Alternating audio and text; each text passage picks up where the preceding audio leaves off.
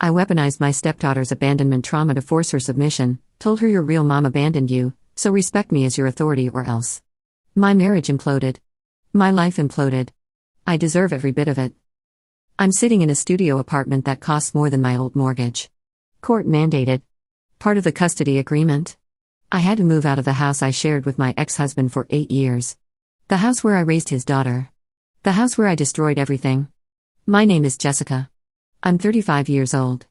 I was married to Julian for 8 years. Was stepmother to his daughter Vanessa for those same 8 years. Vanessa was 7 when I met Julian. She's 15 now. And she hasn't spoken to me in 6 months. Since the day I said the words that ended my marriage. Your real mom abandoned you. So you need to respect me as your authority. Or else. I said that to a 14-year-old girl. A girl whose mother left when she was 3. A girl who spent her entire childhood wondering why she wasn't enough to make her mother stay. A girl who had nightmares about abandonment. Who cried on Mother's Day. Who asked me once if I'd ever leave her too. I looked at that traumatized child and I weaponized her deepest wound to control her. And now I'm here. Divorced. Alone. Paying $2,800 a month for a studio apartment because the judge said I needed to maintain separate housing. Seeing a court-mandated therapist twice a week. Banned from contact with Vanessa unless she initiates it. Which she hasn't. And won't. This isn't a story about how I was misunderstood. This isn't about how Vanessa was difficult. This isn't about how Julian didn't support me. This is about how I took a child's trauma and used it as a weapon. And how I deserve everything that happened after. Let me show you exactly how I destroyed my own life. Step by step. Word by word. Until there was nothing left. I met Julian 8 years ago. He was 32. Recently divorced. Single father to Vanessa, who was 7. Vanessa's mother Rachel had left when Vanessa was 3. Just left. No warning. No explanation that made sense. One day she was there. Next day she was gone. Filed for divorce. Gave Julian full custody. Said she couldn't do it anymore. Couldn't be a mother. Couldn't handle the responsibility. She saw Vanessa twice after that. Once for Vanessa's 4th birthday. Once for Christmas when Vanessa was 5. Then nothing. No calls. No visits. No cards. Nothing. Julian tried to find her when Vanessa turned 8. Wanted Vanessa to have some connection to her mother. Rachel had moved to another state. Remarried. Had 2 kids with her new husband. Didn't want contact with Vanessa. Said it was too painful. Said she'd moved on with her life. Moved on with her life. Like Vanessa was a phase. A mistake. Something to forget. That's what Vanessa grew up knowing. That her mother chose a new life over her. That she wasn't worth staying for. That she was forgettable. Julian did everything right. Therapy for Vanessa. Honest conversations. Never badmouthed Rachel. Just try to help Vanessa understand it wasn't her fault. That her mother's leaving had nothing to do with Vanessa's worth. But kids don't understand that. Kids blame themselves. Vanessa blamed herself. She was quiet about it mostly. Well-behaved. Good student. Polite. But she had nightmares. Cried randomly. Asked questions that broke Julian's heart. Why didn't mommy want me? Am I hard to love? Will everyone leave eventually? That's who Vanessa was when I met her. 7 years old. Traumatized. Afraid of abandonment. Desperate to be good enough so people wouldn't leave. I knew all this when I started dating Julian. He was honest from the beginning. Told me about Rachel. About Vanessa's struggles. About the therapy. About the nightmares. Vanessa's been through a lot, he said on our 3rd date. If we get serious, you need to understand she comes first. Always. She needs stability. Security. Someone who won't leave. I understand, I said. And I thought I did. I met Vanessa a month later. She was quiet. Watched me carefully. Didn't say much. Hi Vanessa. I'm Jessica. Your dad's told me a lot about you. Hi. Small voice. Uncertain. I heard you like to draw. Maybe you can show me your drawings sometime? She nodded. Didn't show me any drawings that day. But 3 weeks later, she brought me a picture she'd drawn. A family. Man, woman, little girl. Holding hands. Is this your family? I asked. She nodded. You're in it. I cried when Julian told me what that meant. That Vanessa was accepting me. Letting me in. Trusting me not to leave. I should have understood the weight of that. The responsibility. The sacred trust a traumatized child was giving me. I didn't. Not really. I thought I did. But I didn't. Julian and I got married when Vanessa was 8. Small wedding. Vanessa was the flower girl. She called me Jessica. Not Mom. I didn't ask her to call me Mom. Julian said she'd do it when she was ready. She never did. And that was fine.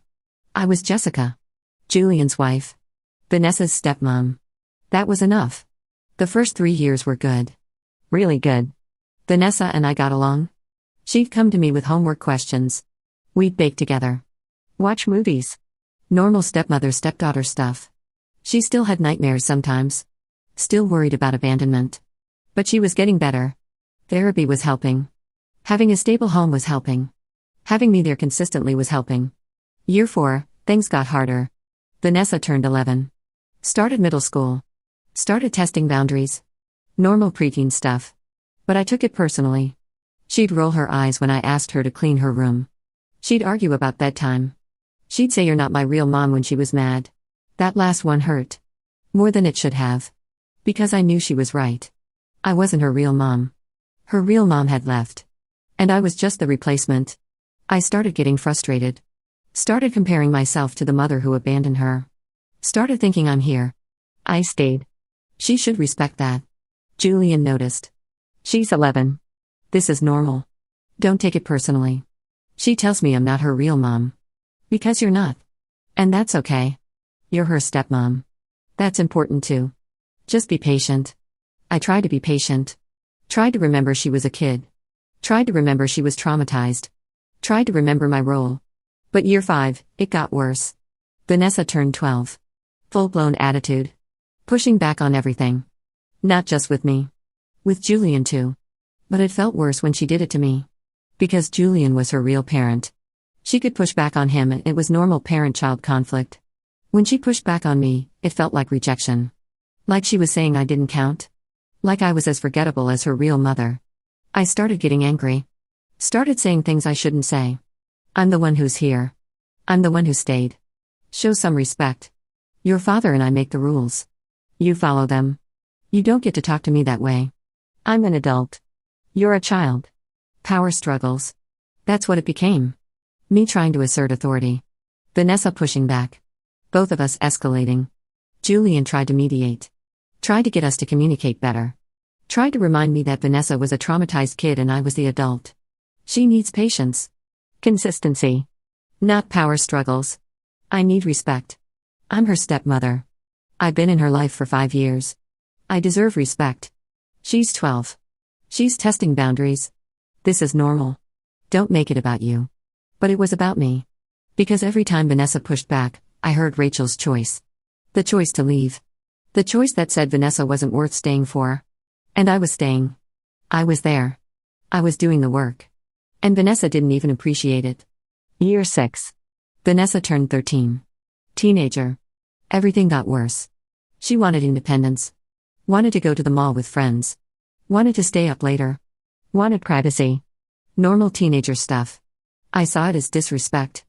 As rejection. As her pulling away from me. We fought constantly. About everything. Screen time. Chores. Attitude. Friends. Everything became a battle. Julian was caught in the middle. Trying to support me. Trying to protect Vanessa. Trying to keep the peace. You need to pick your battles, he said. Not everything is worth a fight. She's disrespectful. All the time. And you let her get away with it. She's a teenager. This is normal. You're making it worse by fighting her on everything. I'm trying to parent her. You're undermining me. I'm trying to protect her. You're being too rigid. We started fighting. Julian and I about Vanessa. About parenting. About my role. About his support. Year 7. Vanessa turned 14. I was exhausted. Angry. Resentful. I'd been in Vanessa's life for 7 years. 7 years of being there. Being consistent. Being present. And what did I get? Eye rolls. Attitude. You're not my real mom. Arguments. Pushback. Disrespect. I started thinking things I shouldn't think. Her real mom left and she's fine. Maybe I should leave too. Maybe she doesn't deserve people who stay. I didn't mean it. Not really. But I thought it. And thinking it made me angry at myself. Which made me angrier at Vanessa. 3 months ago, we had the worst fight yet. Vanessa wanted to go to a party.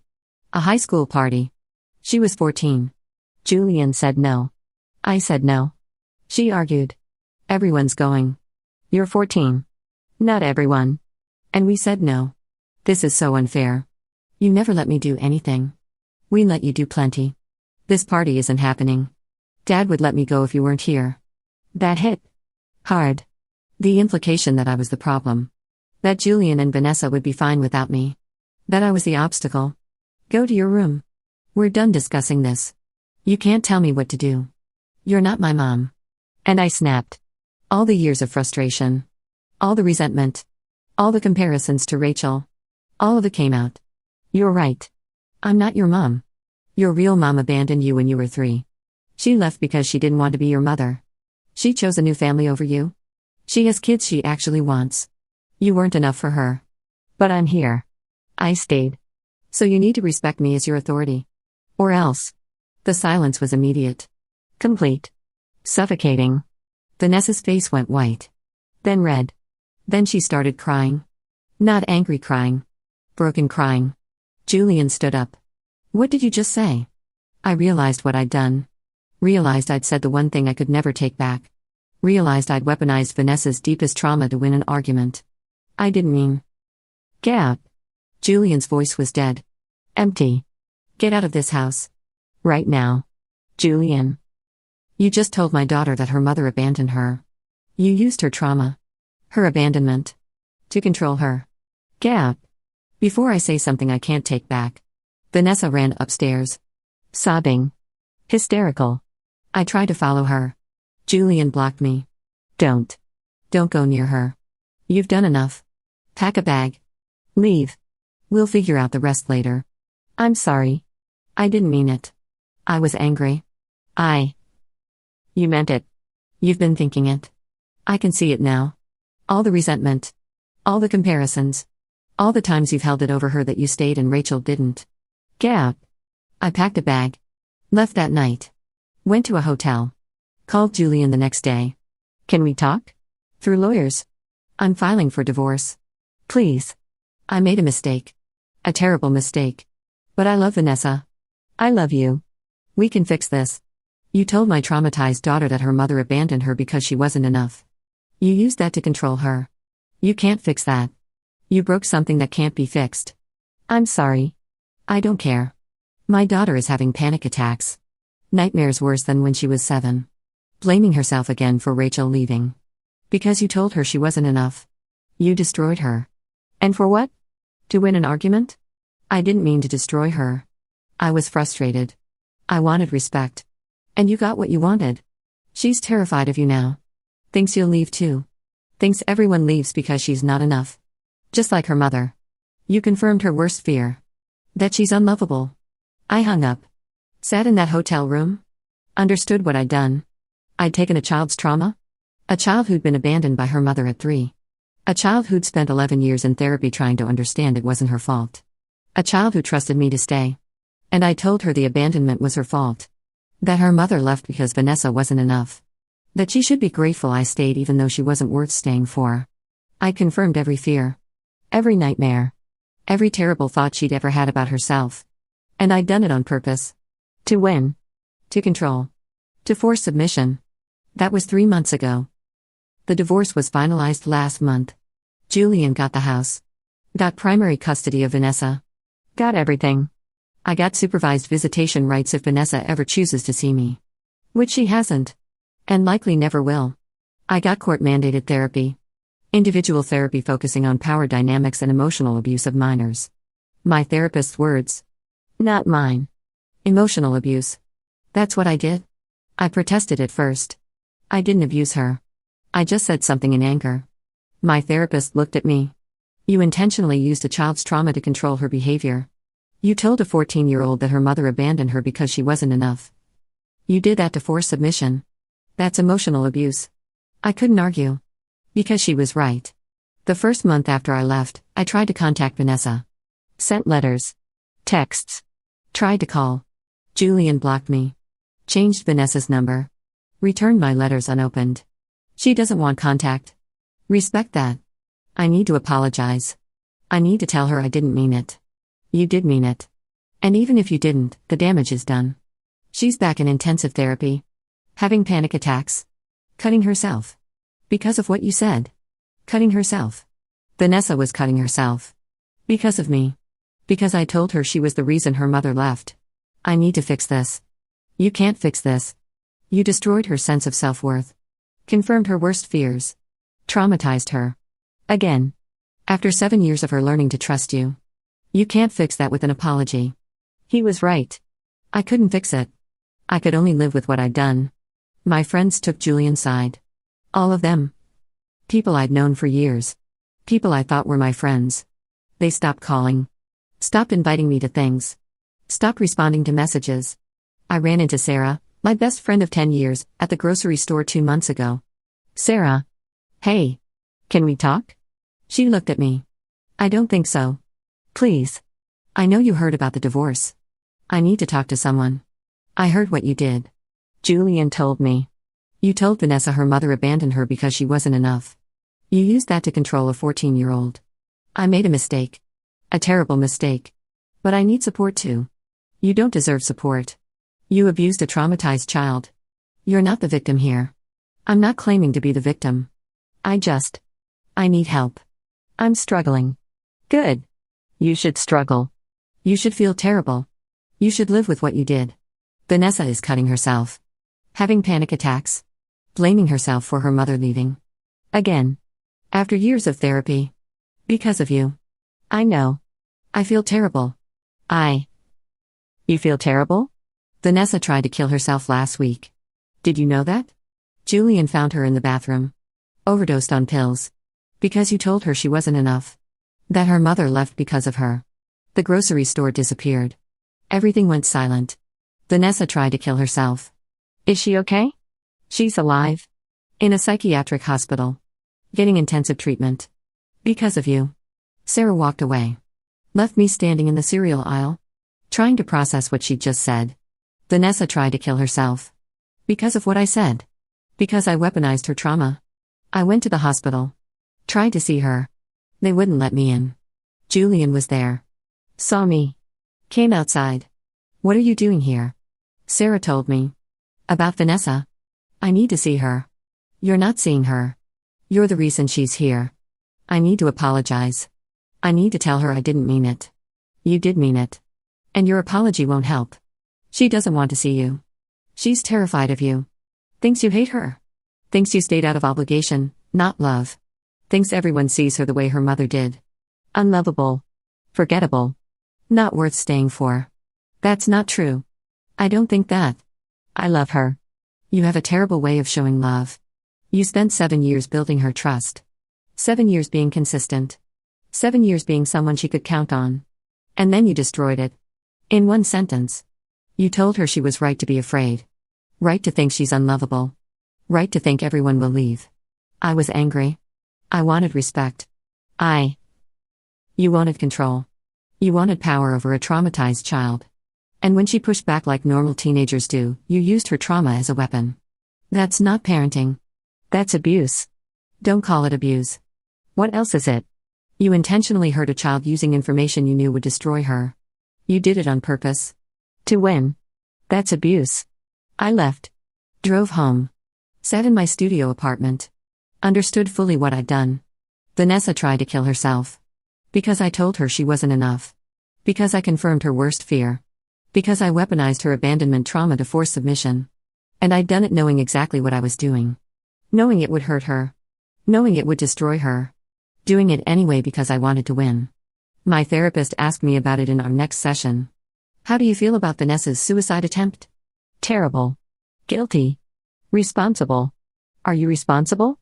Yes. She tried to kill herself because of what I said. What did you say? I repeated it.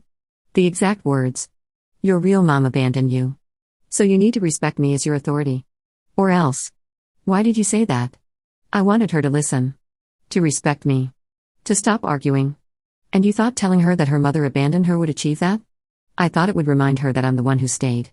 That she should be grateful. Grateful that you stayed even though you resent her? I don't resent her. You don't? You just told a child that her mother abandoned her. That she should be grateful you're still here. That's resentment. I sat there, absorbing that. She was right. I resented Vanessa. For being difficult.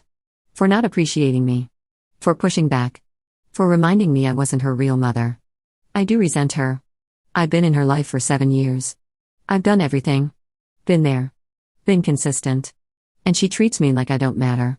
She's a teenager. Teenagers push back. That's developmentally normal. Why did you take it personally? Because I'm not her real mother. She reminds me of that. And her real mother left. So when Vanessa pushes back on me, it feels like she's saying I'm as forgettable as Rachel. So you used Rachel's abandonment to control Vanessa. To remind her that you stayed and Rachel didn't. To make her feel she should be grateful even though she's difficult. Yes. That's abuse. You understand that, right? Using a child's trauma to control them is abuse. I understand that now. Do you? Because you keep saying you made a mistake. That you didn't mean it. But you did mean it. You said exactly what you wanted to say. To achieve exactly the result you wanted. Submission. She was right. I did mean it. I wanted Vanessa to feel small. To feel grateful. To feel like she owed me. Because I stayed and her mother didn't. I meant it. Good. That's the first step. Acknowledging what you did. Intentionally. Not as a mistake. As a choice. I left that session understanding something I'd been avoiding. I didn't accidentally hurt Vanessa. I chose to hurt her. Deliberately. Using the one thing I knew would destroy her. Her abandonment trauma. The divorce settlement included a restraining order. I can't contact Vanessa unless she initiates. Can't go to her school. Can't attend her events. Can't be within 500 feet of her. Julian's lawyer argued I was a danger to Vanessa's mental health. That contact with me causes panic attacks, self-harm, and suicidal ideation. My lawyer tried to fight it. She's the stepmother. She has rights. The judge disagreed. She weaponized the child's trauma.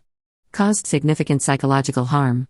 The child attempted suicide as a direct result of the defendant's words. The restraining order stands. I lost everything. Access to Vanessa. My home. My friends. My marriage. Everything. And I deserved it. All of it. I see my therapist twice a week now. Court mandated for 2 years. Part of the divorce settlement. She makes me confront what I did. Over and over. No letting me minimize. No letting me excuse. No letting me avoid. Tell me again what you said to Vanessa. Your real mom abandoned you. So you need to respect me as your authority. Or else. Why did you say that? To control her. To make her submit. To remind her that I stayed and her mother didn't. Knowing it would hurt her? Yes. Knowing it would confirm her fear that her mother left because she wasn't enough? Yes. Knowing she'd spent 11 years in therapy trying to understand the abandonment wasn't her fault? Yes. And you said it anyway? Yes. Why? Because I wanted to win. I wanted power. I wanted her to respect me. And I was willing to destroy her to get it. That's the truth. The ugly, terrible truth. I was willing to destroy a traumatized child to get what I wanted. Respect. Authority. Control. Vanessa is out of the hospital. Back home. In intensive therapy. Not allowed sharp objects. Not allowed to be alone. Julian watches her constantly. Making sure she's safe. Making sure she doesn't try again. Try again. To kill herself. Because of me. I ran into Julian last week. At the courthouse. Finalizing something with the divorce settlement. How is she? I asked. Why do you care? She's been in my life for 7 years. I do care. You have a terrible way of showing it. She's struggling. Still having nightmares. Still cutting when we're not watching closely enough. Still blaming herself for Rachel leaving. Because you told her it was her fault. I never said it was her fault. You said Rachel abandoned her. Implied she wasn't enough to make her mother stay. That's the same thing to a 14-year-old. I'm sorry. Stop saying you're sorry. Sorry doesn't fix this. Sorry doesn't undo the damage. Sorry doesn't bring back the daughter I had before you destroyed her. I want to help. I want to fix this. You can't fix this. The best thing you can do is stay away. Forever. Let Vanessa heal without you anywhere near her. She was my daughter too. No. She wasn't. She was a traumatized child you took advantage of. A child who trusted you not to leave. Not to hurt her. And you hurt her worse than anyone since Rachel. You're not her mother. You're the person who confirmed her worst fears about herself. He walked away. I stood there. absorbing his words. He was right. I wasn't Vanessa's mother. I was the person who weaponized her trauma. Who confirmed her fears. Who destroyed her trust. I'm sitting in therapy today. 3 months after I destroyed my life. 3 months after Vanessa tried to kill herself because of me. Have you accepted what you did? My therapist asks. Yes. I weaponized Vanessa's abandonment trauma. I told her she wasn't enough. I confirmed her worst fears. I did it on purpose. To control her. I'm responsible for her suicide attempt. How do you feel about that? Terrible. Guilty. I hate myself for it. Good. That's appropriate. What you did was unforgivable. Can I ever make it right? No. You can't make it right. You can only live with what you did. And make sure you never do it again. Will Vanessa ever forgive me? Probably not. And she doesn't owe you forgiveness. You destroyed her trust. Traumatized her. Nearly killed her. She doesn't owe you anything. So I just live with this? Forever? Yes. That's the consequence of your choice. You chose to hurt a child. Now you live with knowing what that caused. I sit there. Understanding. Really understanding. This is my life now. This is my forever. Living with the knowledge that I told a traumatized 14-year-old that her mother abandoned her because she wasn't enough. Living with the knowledge that she tried to kill herself because of that. Living with the knowledge that I destroyed her on purpose. And there's no fixing it. No undoing it. No apologizing enough. No making it right. Just living with it. Forever. People ask me sometimes what happened to my marriage. Why I'm divorced. Why I live alone in a studio apartment. I tell them it didn't work out. That we had differences. That it was mutual. I don't tell them the truth. Don't tell them I weaponized a child's trauma. Don't tell them I caused a suicide attempt. Don't tell them I'm banned from seeing my stepdaughter. Because saying it out loud makes it real. Makes it impossible to pretend I'm not the villain in this story. But I am the villain.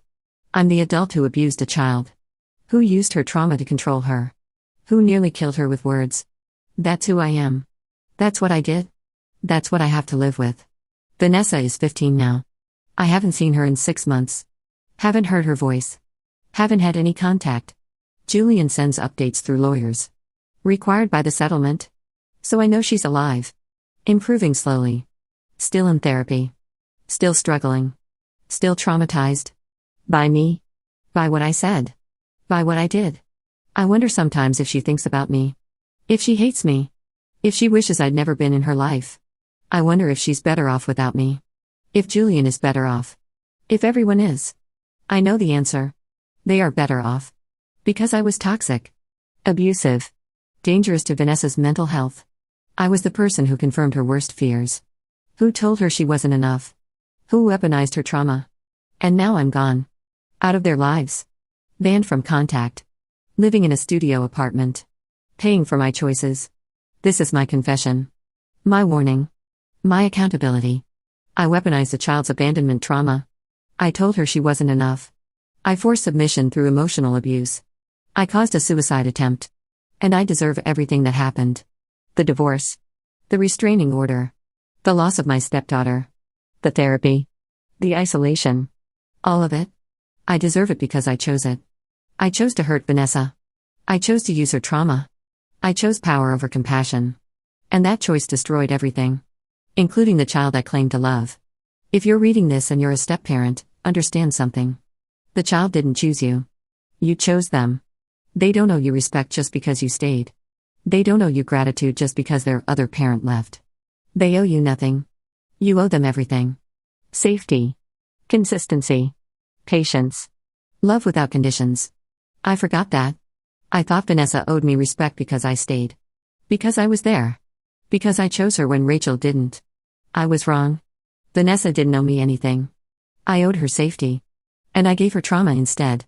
That's my legacy. That's what I'll live with forever. The knowledge that I traumatized a child. That I weaponized her abandonment. That I nearly killed her. And there's no redemption from that.